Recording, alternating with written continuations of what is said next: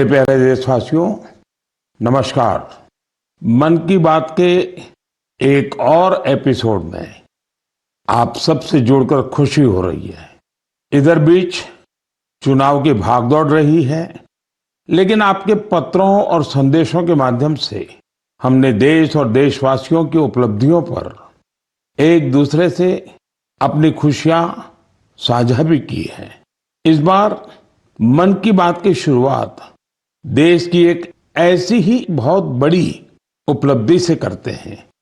साथियों, भारत ने विज्ञान को हमेशा देश की प्रगति से जोड़कर देखा है। इसी सोच के साथ हमारे वैज्ञानिक सिविल न्यूक्लियर प्रोग्राम को आगे बढ़ा रहे हैं। उनके प्रयासों से यह कार्यक्रम राष्ट्र निर्माण में अहम योगदान दे रहा है। इससे हमारी इंडस्ट्रियल ग्रोथ को, एनर्जी सेक्टर को, हेल्थ केयर सेक्टर को बहुत लाभ हुआ है। खेती किसानी से लेकर आधुनिक इनोवेटर्स को भी भारत के सिविल न्यूक्लियर प्रोग्राम ने बहुत मदद की है। साथियों, कुछ ही दिन पहले हमारे न्यूक्लियर साइंटिस्ट ने एक और बड़ी उपलब्धि से भारत का गौरव बढ़ाया है। तमिलनाडु के कलपक्कम में फास्ट ब्रीडर रिएक्टर ने क्रिटिकलिटी हासिल कर ली है। दरअसल क्रिटिकलिटी वह स्टेज है जिसमें रिएक्टर पहली बार self sustaining nuclear chain reaction में सफलता हासिल करता है। इस स्टेज का मतलब है रिएक्टर का ऑपरेशन फेज में पहुंचना। भारत की न्यूक्लियर एनर्जी जर्नी में एक ऐतिहासिक माइलस्टोन है। और बड़ी बात यह भी कि परमाणु रिएक्टर पूरी तरह स्वदेशी तकनीक से निर्मित है। साथियों, इसे ब्रीडर रिएक्टर क्यों कहते हैं, इसके पीछे भी एक वजह है। एक ऐसा सिस्टम है जो ऊर्जा के उत्पादन के साथ साथ भविष्य के लिए नया ईंधन भी खुद ही तैयार करता है। साथियों, मुझे मार्च 2024 का वह समय भी याद है जब मैं कलपक्कम में रिएक्टर की कोर लोडिंग का साक्षी बना था। मैं उन सभी को बधाई देता हूं जिन्होंने भारत के परमाणु कार्यक्रम में अपना अमूल्य योगदान दिया है। देशवासियों का जीवन बेहतर और आसान बनाने के लिए उनका यह प्रयास बहुत ही सराहनीय है। इससे विकसित भारत के हमारे संकल्प को भी एक नई ऊर्जा मिलेगी। मेरे प्यारे देशवासियों, मन की बात में आज मैं एक ऐसी शक्ति की बात करना चाहता हूं जो अदृश्य है, लेकिन जिसके बिना हमारा जीवन एक पल भी न चले। यही ताकत भारत को आगे बढ़ा रही है। यह हमारी पवन शक्ति है। हमारे प्राचीन ग्रंथों में कहा गया है, वायुर्वा इति व्यष्टि वायुर्वै समष्टिः, अर्थात वायु सिर्फ एक तत्व नहीं है, यह जीवन की ऊर्जा है, यह समष्टि की शक्ति है। साथियों, आज यही पवन शक्ति भारत के विकास की नई कहानी लिख रही है। भारत ने हाल ही में पवन ऊर्जा यानी विंड एनर्जी में बड़ी उपलब्धि हासिल की है। अब भारत का wind energy generation capacity 56 gigawatt से अधिक हो चुकी है। पिछले एक साल में ही करीब 6 गीगावाट नई क्षमता जुड़ी है। विंड एनर्जी में भारत तेजी से आगे बढ़ रहा है और दुनिया भी हमारी तरफ देख रही है। साथियों, आज भारत विंड एनर्जी कैपेसिटी में दुनिया में चौथे स्थान पर है। यह हमारे इंजीनियरों की मेहनत है, यह हमारे युवाओं का परिश्रम है, यह देश की सामूहिक इच्छा शक्ति का प्रतीक है। साथियों, गुजरात, तमिलनाडु, महाराष्ट्र, राजस्थान, देश के अनेक राज्य इस सेक्टर में अपना परचम लहरा रहे हैं। गुजरात के कच्छ, पाटन, बनासकांठा जैसे क्षेत्र जहां पहले सिर्फ रेगिस्तान नजर आता था, आज वहां बड़े रिन्यूएबल एनर्जी पार्क बन रहे हैं। इसका लाभ युवाओं को मिल रहा है, नए अवसर बन रहे हैं। नई स्किल विकसित हो रही है, रोजगार के नए रास्ते खुल रहे हैं। साथियों, भारत के विकास के लिए सौर और पवन ऊर्जा जरूरी है। ये सिर्फ पर्यावरण की बात नहीं है, ये हमारे भविष्य की सुरक्षा है। इसमें हम सबकी भूमिका है। हमें बिजली बचानी है, हमें स्वच्छ ऊर्जा, क्लीन एनर्जी अपनानी है। देश में हर स्तर पर ऐसे प्रयास जरूरी हैं, क्योंकि इन्हीं से बड़ा बदलाव आता है। साथियों, मई महीने की शुरुआत एक पावन अवसर के साथ होने जा रही है। कुछ ही दिनों में हम बुद्ध पूर्णिमा मनाएंगे। मैं आप सभी देशवासियों को अपनी अग्रिम शुभकामनाएं देता हूं। भगवान गौतम बुद्ध का जीवन संदेश आज भी उतना ही प्रासंगिक है। उन्होंने हमें सिखाया है कि शांति हमारे भीतर से शुरू होती है। उन्होंने बताया है कि स्वयं पर विजय सबसे बड़ी विजय होती है। आज दुनिया जिस तरह के तनावों और संघर्षों से गुजर रही है, ऐसे समय में बुद्ध के विचार और भी अहम हो गए हैं। साथियों, दक्षिण अमेरिका के चिली में एक संस्था भगवान बुद्ध के विचारों को आगे बढ़ा रही है। लद्दाख में जन्मे ड्रपपोन ओजेर रिनपोछे के मार्गदर्शन में काम हो रहा है। यह संस्था ध्यान और करुणा को लोगों के जीवन से जोड़ रही है। कोची गुआज घाटी में बना स्तूप लोगों को शांति का अनुभव कराता है। वाकई यह देखकर गर्व होता है। भारत की प्राचीन धारा दुनिया तक पहुंच रही है। दूर दराज के लोग भी इससे जुड़ रहे हैं। साथियों, बौद्ध परंपरा हमें प्रकृति से जुड़ना भी सिखाती है। भगवान बुद्ध को ज्ञान एक वृक्ष के नीचे मिला था। प्रकृति हमारे जीवन का अभिन्न हिस्सा है। देश में भी ऐसे प्रयास हो रहे हैं। कर्नाटका में कर्मा मोनेस्ट्री इसका अच्छा उदाहरण है। यह मठ एक जीवंत वन क्षेत्र है जो 100 एकड़ में फैला है। इस वन में 700 से अधिक देसी वृक्षों को संरक्षित किया गया है।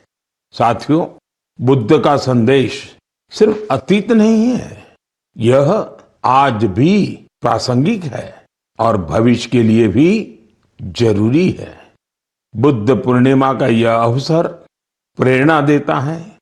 हम अपने जीवन में शांति बढ़ाएं, करुणा अपनाएं और संतुलन के साथ आगे बढ़े। मेरे प्यारे देशवासियों, आप सभी जानते हैं हमारे देश में अब 23 जनवरी यानी नेताजी सुभाष की जयंती से लेकर 30 जनवरी यानी गांधी जी की पुण्यतिथि तक गणतंत्र का महोत्सव मनाया जाता है। इसी महोत्सव का अहम हिस्सा होता है बीटिंग रिट्रीट। आज मैं आपसे बीटिंग रिट्रीट की चर्चा कर रहा हूं, क्योंकि इसके पीछे खास वजह है। साथियों, आपने देखा होगा यह समारोह अलग अलग बैंड्स की विविध संगीत परंपराओं को दर्शाता है। बीते कुछ सालों से इसमें भारतीय संगीत का समावेश बढ़ा है और ये देश के लोगों को भी बहुत पसंद आ रहा है। इस साल की बीटिंग रिट्रीट सेरेमनी भी बहुत यादगार रही थी। एयरफोर्स, आर्मी, नेवी और सीएपीएफ के बैंड्स ने बहुत ही अच्छी परफॉर्मेंस दी थी। साथियों, शानदार म्यूजिक के साथ साथ जानदार फॉर्मेशंस का ये कार्यक्रम सबका ध्यान खींचता है। एयरफोर्स बैंड ने सिंदूर फॉर्मेशन बनाया, नेवल बैंड ने मत्स्य यंत्र फॉर्मेशन बनाया, वही आर्मी बैंड के परफॉर्मेंस में वंदे मातरम के 150 साल और क्रिकेट में भारत की सफलता को भी दर्शाया गया। साथियों, बीटिंग रिट्रीट के बीते जाने के बाद ये सारी मेहनत, ये उपलब्धि धीरे धीरे ओझल हो जाती थी, लेकिन अब इसे लेकर बहुत ही अच्छा प्रयास हुआ है। बीटिंग रिट्रीट का म्यूजिक पहली बार वेव्स ओटीटी पर भी उपलब्ध है। आने वाले समय में यह दूसरे प्लेटफॉर्म्स पर भी मौजूद होगा। आप इसे जरूर सुनें। आपको अपनी आर्म्ड फोर्सेस और उनकी परंपराओं पर बहुत गर्व होगा। साथियों, पिछले कुछ वर्षों में देश के अलग अलग हिस्सों से प्रकृति के संरक्षण की प्रेरक कहानियां सामने आई हैं। ये कहानियां हमें उम्मीद देती हैं और गर्व से भर देती हैं। मैं मन की बात के श्रोताओं से कुछ उदाहरण साझा करना चाहता हूं। इनको सुनकर आपका मन प्रसन्न हो जाएगा। पहले बात कच्छ के रण की। बरसात खत्म होते ही यहाँ की धरती जीवंत हो जाती है। हर साल लाखों फ्लेमिंगो यहाँ आते हैं। पूरा इलाका गुलाबी रंग से रंग जाता है, इसलिए इसे फ्लेमिंगो सिटी कहा जाता है। ये पक्षी यहीं घोंसले बनाते हैं और अपने बच्चों को बड़ा करते हैं। कच्छ के लोग इन्हें लाखाजी के बाराती कहते हैं। अब लाखाजी के बाराती कच्छ में पर्यावरण संरक्षण के बड़े सुंदर प्रतीक बन गए हैं। साथियों, दूसरा किस्सा इंसान और वन्य जीवों के सहयोग का है और ये उत्तर प्रदेश से है। यहाँ के तराई इलाकों में फसल के समय हाथियों के झुंड गांवों की ओर आते हैं। इससे टकराव की आशंका बढ़ती है। लेकिन अब यूपी में भी गज मित्र जैसे प्रयास शुरू हुए हैं।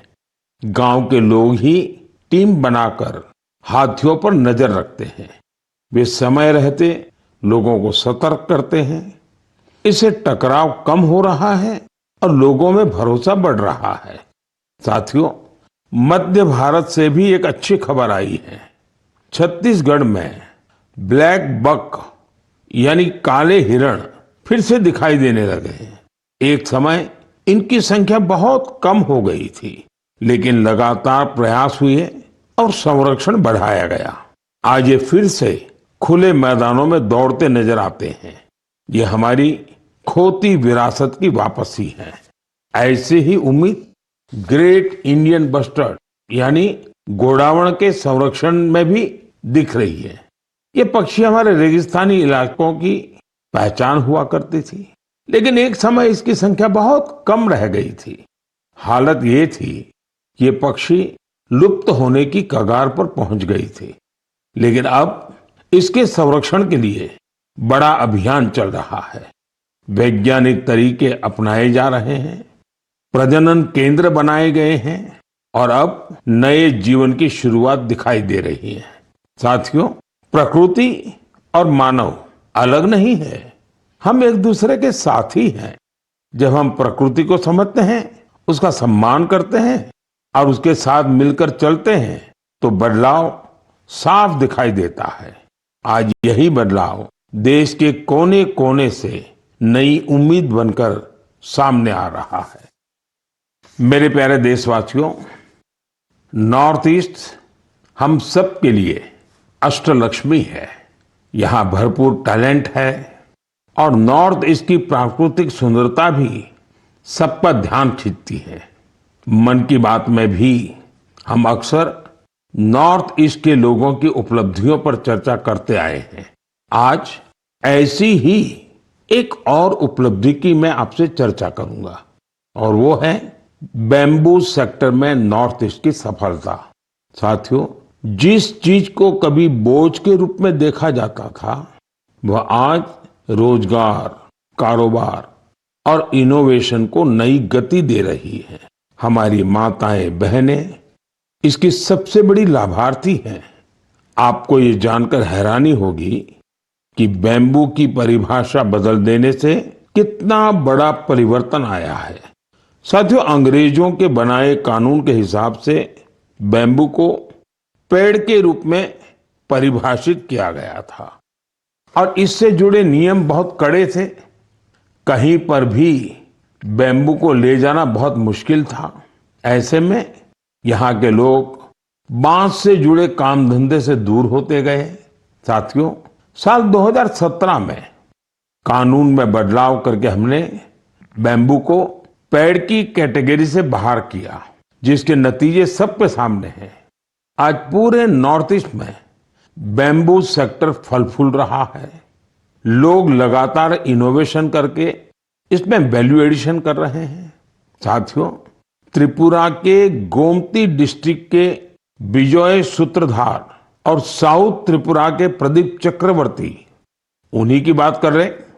इन्होंने नए कानूनों को अपने लिए एक बड़े अवसर के रूप में देखा। फिर इन्होंने अपने काम को टेक्नोलॉजी से जोड़ा। आज वे पहले से कहीं बेहतर और कहीं ज्यादा बांस के उत्पाद बना रहे हैं। नागालैंड के दिमापुर और आसपास के इलाकों में कई ऐसे सेल्फ हेल्प ग्रुप्स हैं जिन्होंने बैम्बू से जुड़े फूड प्रोडक्ट्स में वैल्यू एडिशन किया है। वहां खोरोलो क्रिएटिव क्राफ्ट जैसी टीमें भी हैं जो बांस के फर्नीचर और हैंडीक्राफ्ट पर काम कर रही है। साथियों, मिजोरम के मामित जिले में ऐसी टीमें हैं जो बांस के टिश्यू कल्चर और पॉली हाउस मैनेजमेंट पर काम कर रही है।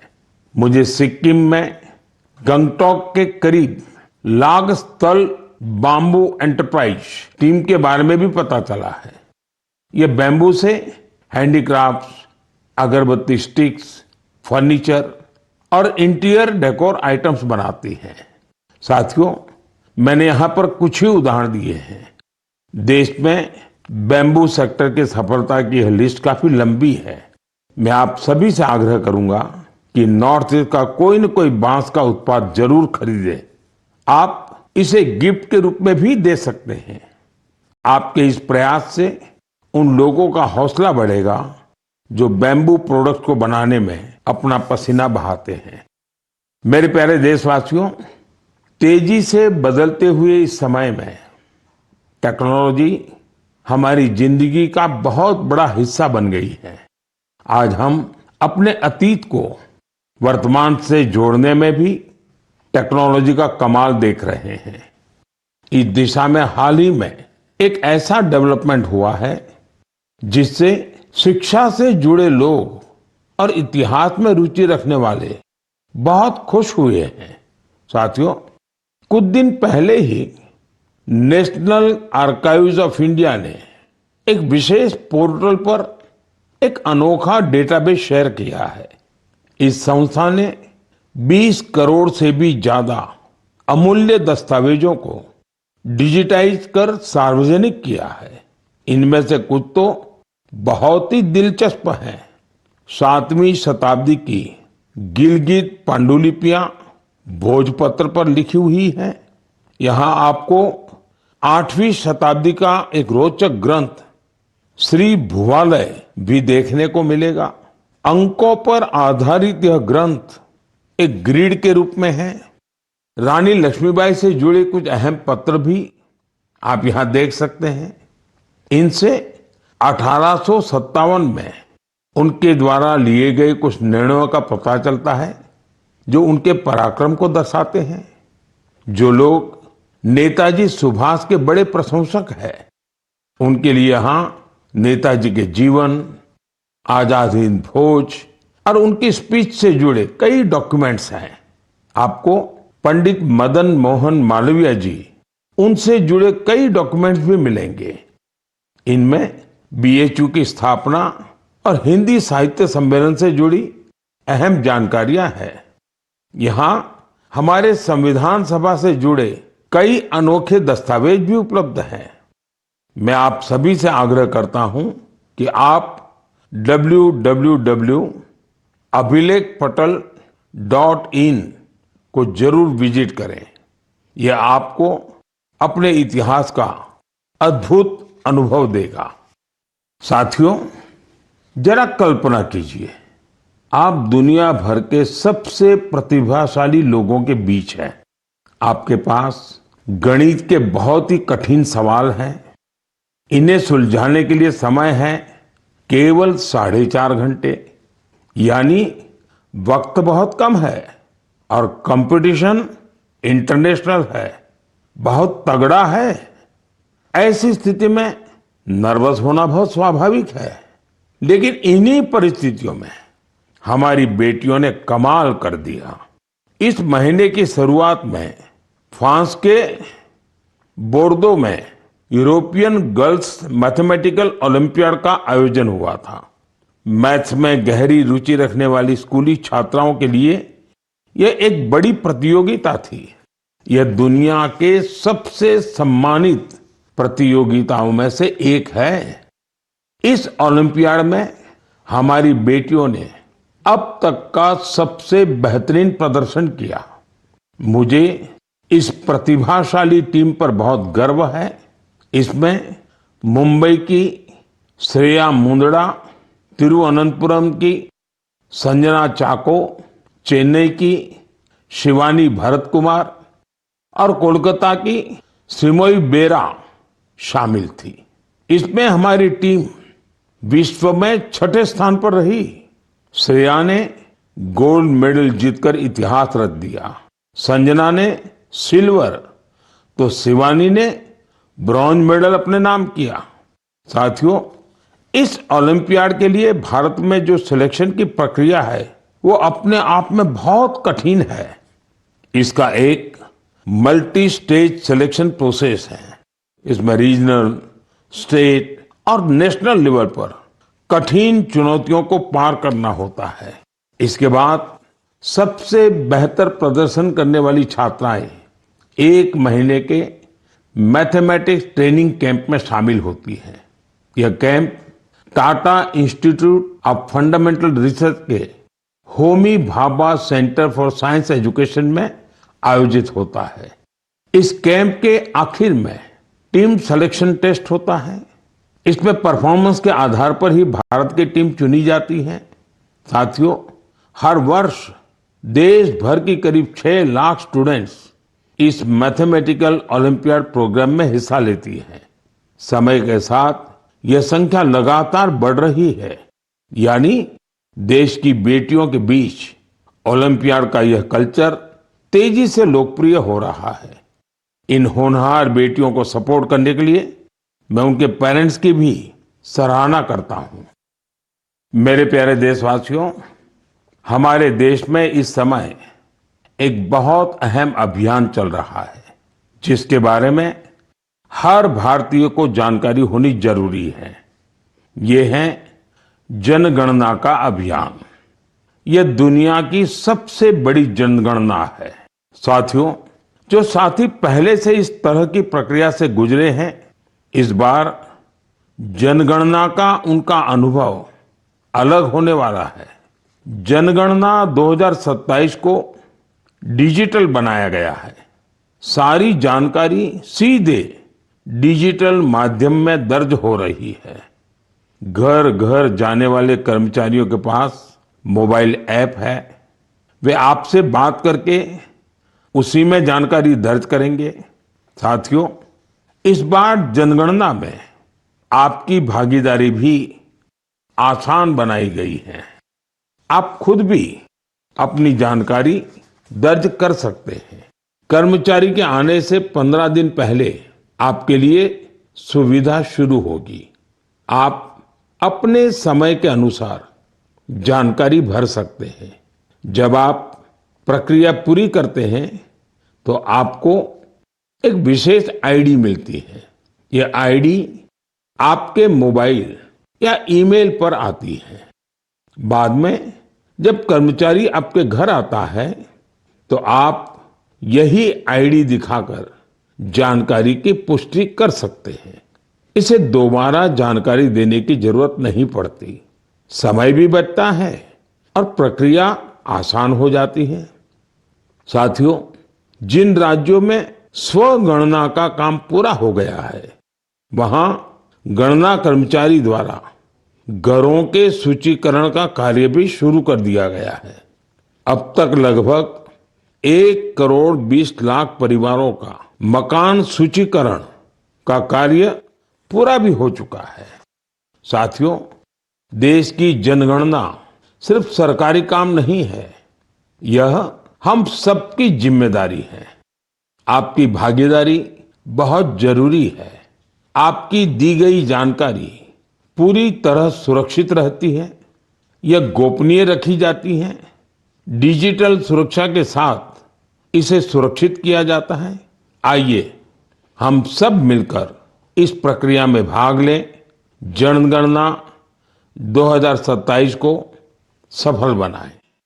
साथियों, हमारे देश में खाने पीने की परंपरा सिर्फ स्वाद तक सीमित नहीं रही है। इसी परंपरा का एक दिलचस्प हिस्सा है भारत की चीज। कुछ दिन पहले मैंने ट्वीट के माध्यम से एक जानकारी साझा की थी।